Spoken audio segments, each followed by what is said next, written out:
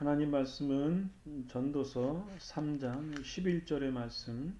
하나님이 모든 것을 지으시되 때를 따라 아름답게 하셨고 또 사람들에게는 영혼을 사모하는 마음을 주셨느니라. 그러나 하나님이 하시는 일이 시종을 사람으로 측량할 수 없게 하셨도다. 이 말씀을 가지고 하나님의 은혜를 나누고 싶습니다. 제목은 그때 그리고 영혼의 시작이라는 내용의 말씀을 나누고 싶습니다.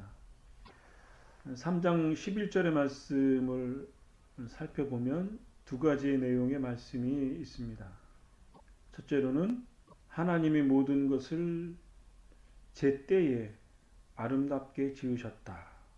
그 지으신 가운데 사람의 마음에 영혼의 감각을 주셨다는 말씀이 있고, 둘째로는 그럼에도 불구하고 하나님께서 처음부터 마지막까지 행하신 일을 사람이 알 수가 없다는 것입니다.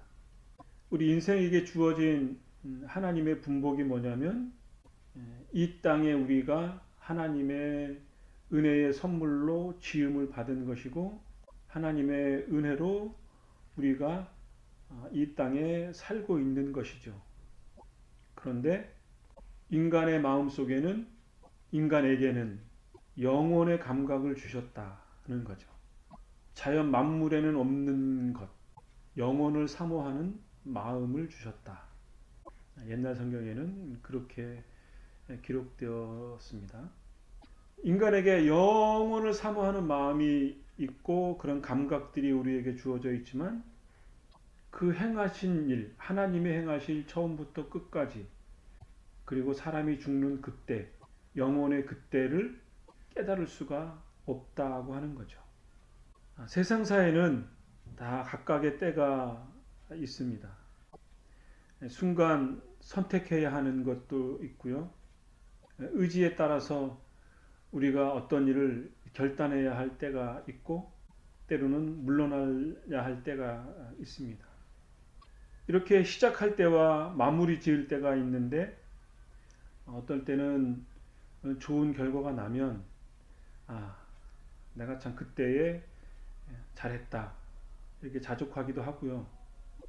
어떨 때에는 그때 이런 결단을 했으면 더 좋았을 걸, 아니면 그때의 그 엄청난 큰 일, 나쁘게 될 수도 있는데 그때를 잘 넘겼다 이렇게 가슴을 쓸어내리는 경우들이 종종 있습니다.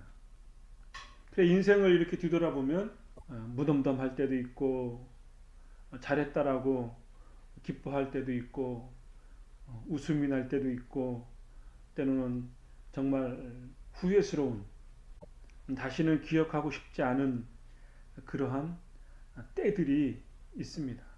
그래서 애꿎은 사연들도 많고 그렇기 때문에 솔로몬도 이 세상에 있는 모든 만물들, 그런 것들 다 알려고 했지만 다 헛수고고 허무한 일이다.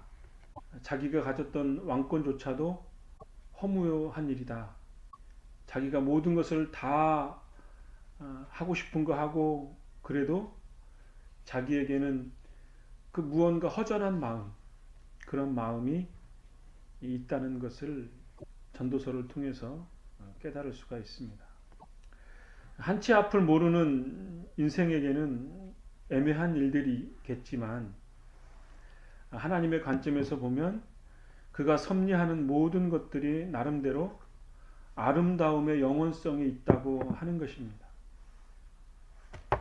인생 한평생 희노애락을 경험하면서 또 과거를 회상하고 또 현재와 미래를 이렇게 꿈꾸면서 살아가는 우리의 모습들을 보면은, 그리고 우리가 마음대로 행할 수 없는 우리의 한계성을 깨닫는다면, 그것을 직시하면 하나님께서 인간이 갖는 영원한 것에 대한 그 인간의 마음속에 있는 것, 하나님이 주신 본래의 것, 하나님의 형상 안에 있는 영원한 세계, 하나님과 동행하는 것, 하나님과 함께하는 것, 그 은혜의 풍성함으로 더 이상 필요함이 없는, 이 세상에서 경험할 수 없는 그 영원한 감각이 인간의 마음속에 있다는 것입니다. 인류가 갖는 영혼에 대한 의문과 흔적들이 있습니다.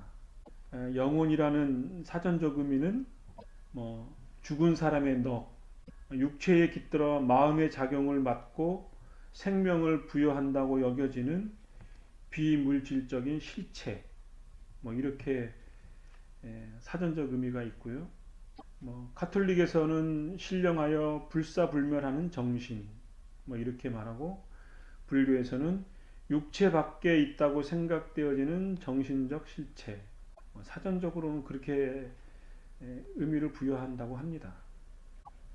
좀 재미난 일은 무엇이냐면 덩컨 맥두걸이라는 사람이 1907년도에 과학 저널에 발표한 내용이 뭐냐면, 사람의 죽은 직전, 그 다음에 죽은 바로 후, 그때의 어떤 신체적 변화를 이렇게 연구를 했더니, 그 죽기 전과 죽은 후에 어떤 그 무게의 변화가 있다는 거죠.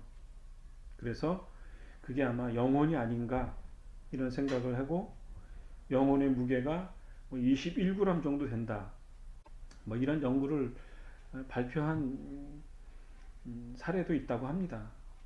인류 역사에 보면 애굽의 이집트에 있는 미라 의식이라든가 바벨로니아에 있는 지구라트에 보면 위대한 건축물이잖아요. 그 맨 꼭대기 위에 탑을 쌓고 그 안에 마루둑이라고 하는 그 신을 숭배했다고 합니다. 그리고 그 신을 신녀들이 아침마다 목욕을 시켰다고 하고요. 또 밤에는 신녀가 이렇게 옆에 침상을 놓고 신이 살아있는 것처럼 그렇게 생활을 했다고 합니다.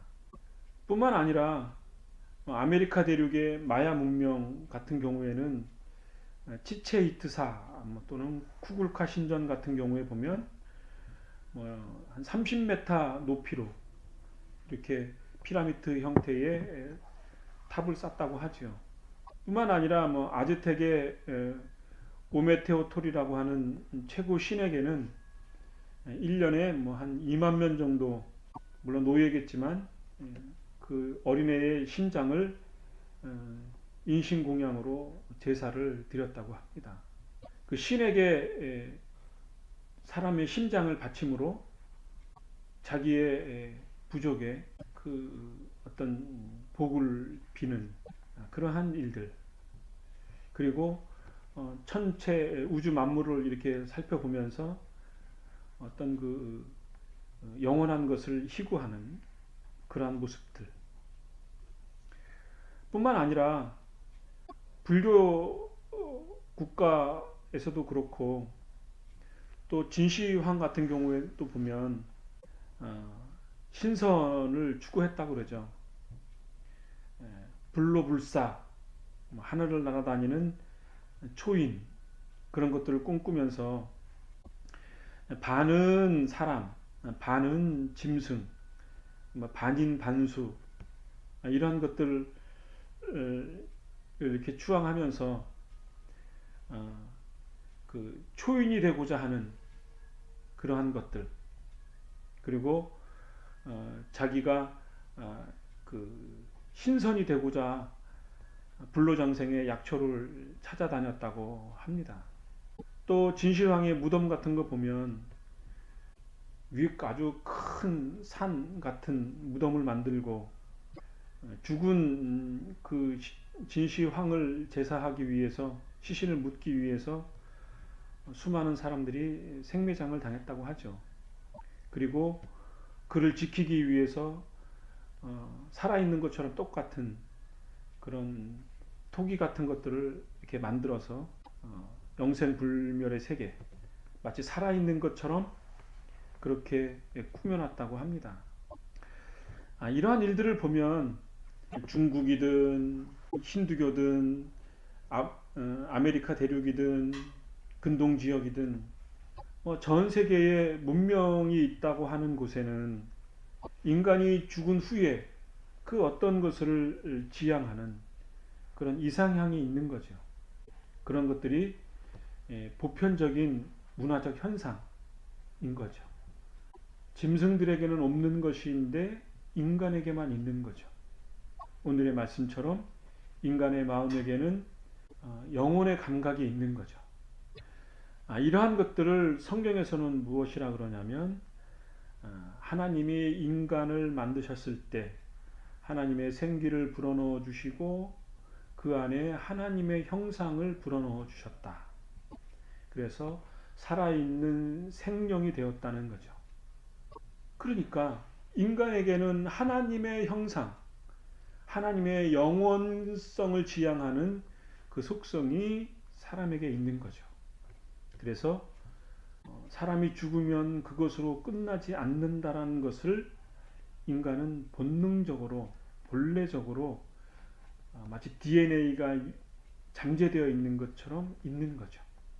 그래서 인간에게 주어진 하나님의 형상은 하나님의 영원한 DNA를 갖게 된 것이라고 우리가 이해할 수 있습니다.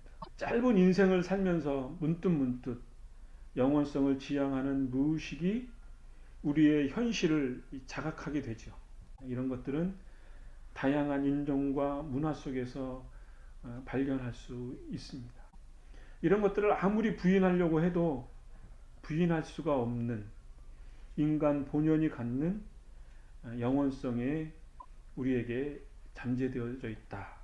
이런 것들을 우리가 깨달을 수가 있습니다. 인간만이 갖는 영원한 근원적인 속성인 거죠. 이러한 것들이 우리에게 주어지는 인간만이 갖는 아주 귀중한 것이라고 이해할 수 있죠. 다음으로 우리가 살펴볼 것은 현세를 넘는 우리의 영혼의 모습을 성경을 통해서 좀 살펴보고 싶습니다. 전도서 3장 20절의 말씀에 보면 이러한 말씀이 담겨져 있습니다. 모두가 흙에서 와서 흙으로 돌아가듯 다 같은 곳으로 돌아간다. 사람의 영은 위로 올라가고 짐승의 영은 땅으로 내려가는 것을 누가 알겠는가? 내가 살펴보니 사람이 자기의 일을 즐기는 것보다 나은 것이 없다. 그것은 그의 몫이기 때문이며 그에게 죽은 다음에 일어난 일을 보여줄 사람이 없기 때문이다. 이렇게 말하고 있습니다. 그러니까 사람이 죽으면 육체는 땅의 흙으로 돌아가고 영은 하나님께로 돌아간다. 이렇게 말하는 거죠.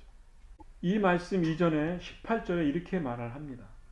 나는 사람에 관하여 스스로 말하였다. 사람이 짐승과 마찬가지라는 사실을 깨닫도록 하나님은 사람을 시험하신다. 하나님이 사람에게 시험한다는 거죠. 짐승처럼 육신은 흙으로 돌아간다. 그렇지만 인간에게 소멸되어질 수 없는 영혼이 있다는 거죠. 그러면서 22절에 이렇게 말합니다. 내가 살펴보니 사람이 자기의 일을 즐기는 것보다 나은 것이 없다. 그것이 그의 몫이기 때문이며 그에게 죽은 다음에 일어날 일을 보여줄 사람이 없기 때문이다. 한편으로 어떤 사람들은 인간의 죽음을 보고 허무함을 깨달아 현세에서 즐기는 향락에 빠져서 살아가는 사람들이 있기도 합니다. 그런데 그것은 그의 몫이다 이거죠.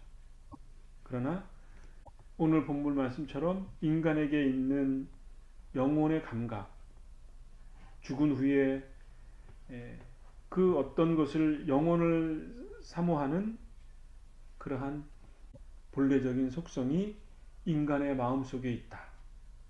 그것이 우리의 삶에 있어서 또 현실을 사는 데 있어서 우리를 더 경건되게 하고 우리의 삶을 더 의미 있게 하는 것이 아닌가 생각이 됩니다. 왜 그런가? 사람은 어느 누구나 이 땅에 한번 태어나면 필연적으로 생을 마감하게 됩니다. 시작이 있으면 끝이 있는 거죠. 이것을 우리는 죽음이다 이렇게 말을 합니다. 어떤 사람들은 삶을 비관해서 극단적으로 자살을 하기도 합니다. 그것도 생을 마감하는 하나의 방법이기도 하죠. 또 때로는 사고를 당해서 죽기도 하고요. 병들어서 죽기도 하고 이런저런 알지 못하는 일들로 인해서 생을 마감하는 경우들이 종종 있습니다. 이러한 모습을 보면서 인생은 허무해, 인생은 죽어 이런 것들에 너무 매몰되어져 있어서 현실을 잘 못 사는 경우도 있을 수 있지만 그렇다 하더라도 죽음을 재촉할 이유는 없는 거죠. 단지 그때가 어느 때인지 알 수 없기 때문에 두려움과 고통 혹은 자기에게 닥쳐오는 그 죽음의 순간을 담담함으로 수용할 수는 있겠죠. 그게 인생의 마지막 끝인 것입니다. 그리고 어떻게 보면 허무하고 허망한 것이라고 여겨질 수도 있습니다. 그렇지만 성경에는 참 아이러니하게 이 때에 대해서 하나님께서 아름답다고 하신다는 거죠. 이해하기가 불가능한 것입니다. 오로지 믿음으로 바라보는 영적인 것, 다른 세계의 문을 여는 것이기 때문일 겁니다. 왜 그런가? 사람이 나서 죽을 그때에 하나님께서는 영적인 새로운 탄생을 우리에게 말씀하신 것이라고 이해할 수 있기 때문입니다. 성경에 보면 죽음에 대한 이야기가 여러 번 등장을 합니다. 오늘은 몇 가지의 말씀을 살펴보고 싶은데 첫 번째로는 창세기 21장에 있는 아브라함과 이삭에 대한 내용에서 아브라함이 이렇게 말씀합니다. 창세기 21장 33절에 아브라함은 브엘세바에서 에셀나무를 심었습니다. 아브라함은 그곳에서 영원토록 살아계신 여호와 하나님의 이름을 부르며 경배를 드렸다고 했습니다. 그리고 22장 5절에는 하나님께서 아브라함 이삭을 바치라 하는 말씀을 듣고 정말 이삭을 바치려고 합니다. 그럴 때 아브라함이 이렇게 말을 합니다. 아브라함이 자기 종들에게 말했습니다. 나귀와 함께 이곳에 머물러 있어라. 내 아들과 나는 저쪽으로 가서 예배를 드리고 돌아오겠다. 이렇게 말을 합니다. 이에 대해서 창세기 22장 12절에는 천사가 이렇게 말합니다. 내 아들에게 손대지 마라. 아무 일도 그에게 하지 마라. 내가 하나밖에 없는 아들을 아낌없이 바치려 하는 것을 내가 보았으니 내가 하나님을 두려워하는 줄을 이제 내가 알았노라. 그러니까 천사는 아브라함이 아들을 아낌없이 바치려고 한 것을 보았다. 그리고 그거를 보고 아들 이삭 바치는 것을 멈추게 하고 예비한 짐승을 바치게 해서 여호와 이레 이렇게 성경은 마무리를 합니다만 그 이전에 아브라함은 그 아들을 예배하고 다시 돌아오겠다고 하는 영원토록 살아계신 여호와 하나님의 이름을 부르는 신앙을 가지고 있었던 거죠. 그러니까 아브라함은 자기가 그 이삭을 제물로 바쳐도 하나님이 다시 살리실 것이라는 믿음을 가지고 있었던 것으로 우리가 이해할 수 있습니다. 죽어도 다시 살리시는 여호와 하나님에 대한 믿음이 있었던 거죠. 두 번째로는 요나의 사건에 대해서 복음서에 여러 번 나오는데 마태복음 12장에 보면 이렇게 말을 합니다. 예수님께서 말씀하시기를 악하고 죄 많은 이 세대가 증거를 보여달라고 한다. 그러나 예언자 요나의 증거 외에는 보여줄 것이 없다. 이렇게 말하면서 요나가 3일 낮, 3일 밤 동안 꼬박 커다란 물고기 뱃속에 있었듯이 인자도 3일 낮, 3일 밤 동안 땅속에 있을 것이다. 41절에는 이렇게 말합니다. 요나보다 더 큰 이가 여기 있다. 요나가 큰 물고기 뱃속에서 3일 반 동안 있다가 다시 살아난 것처럼 요나보다 더 큰 이가 여기 있는데 그분이 누구냐면 바로 자기 자신이다라고 하는 거죠. 이것에 대해서 요한복음 3장에 이렇게 말을 합니다. 내가 너희에게 이 세상의 일에 대해서 말했는데도 너희는 나를 믿지 않았는데 내가 너희에게 하늘의 일을 말하면 너희가 어떻게 믿겠느냐. 하늘에서 내려온 사람 곧 인자 외에는 하늘에 올라간 사람이 아무도 없다. 모세가 광야에서 뱀을 높이 들었던 것처럼 인자도 들려야 한다. 그것은 그를 믿는 사람들에게 영생을 얻게 하기 위해서이다. 이와 같이 하나님께서는 세상을 사랑하여 독생자를 주셨다. 이는 누구든지 그의 아들을 믿는 사람은 멸망하지 않고 영생을 얻게 하려 하심이라. 하나님께서는 세상을 심판하시기 위해 그의 아들 세상에 보내신 것이 아니라 자기 아들을 통하여 세상을 구원하시기 위해 아들을 보내신 것이다. 이렇게 복음서에 말씀을 합니다.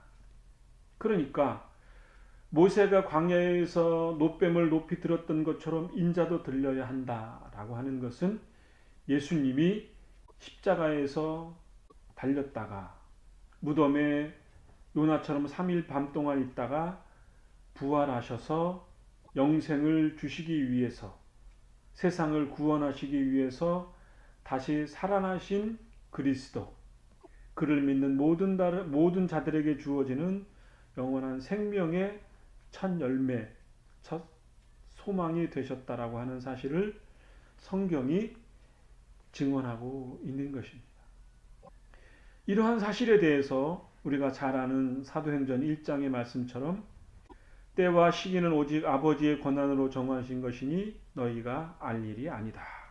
다만 성령이 너희에게 오시면 너희는 권능을 받아 예루살렘과 온 유대와 사마리아와 그리고 땅끝까지 가서 내 증인이 될 것이다. 라고 쉬운 성경 번역본에 말씀하고 있습니다. 그러니까 부활하신 그리스도를 증거하는 것이 신자의 지상 명령인 것입니다.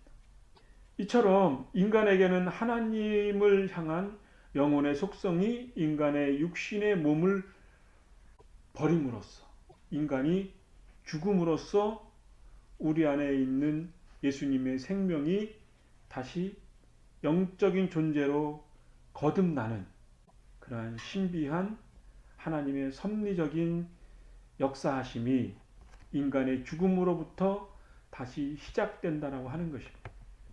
오로지 하나님 자신만이 행하실 수 있는 절대적인 그 죽음의 때, 마치 예수님께서 십자가에서 죽으시고 부활하셔서 영원한 세계를 이루신 그 위대한 그때, 그 영원한 세계, 헛된 인생이 가져야 할 위대한 유일의 소망이라고 할 수 있습니다. 하나님께서 비밀스럽게 인간에게 부여해 주신 하나님의 형상이 예수 그리스도의 생명으로 다시 접붙임 바 되어지고 다시 살아나는 인간에게 숨겨져 있는 DNA가 다시 살아나는 그때 그 영혼을 사모하는 마음을 통해서 숨겨두신 하나님의 절대적인 비밀 예수 그리스도의 영원한 생명이 우리에게 비로소 하나님의 역사하심으로 드러난다고 이해할 수 있습니다.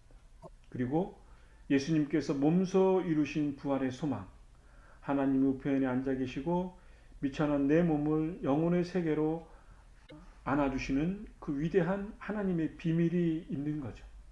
이것이 예수님의 비밀이고 성경의 비밀이고 우리 신자들이 갖는 유일한 소망이고 그렇기 때문에 영원한 생명이 확증되어진 우리 신자들에게는 하루하루의 삶이 비록 힘들고 어렵고 고난의 삶일지라도 기쁨과 감사의 삶이 될 수 있는 것이고, 믿음의 삶이 될 수 있는 것이고, 소망의 삶이 될 수 있는 것입니다. 그래서 우리의 삶은 현실이 어렵고 고난스러워도 그저 감사할 뿐이고, 마지막 때에 하나님이 우리를 변화시킬 위대한 부활의 소망을 갖고 살아가는 그런 위대한 때를 우리가 믿음으로 바라보고 살아가는 위대한 믿음의 삶이 되어지기를 간절히 바랍니다. 기도하겠습니다.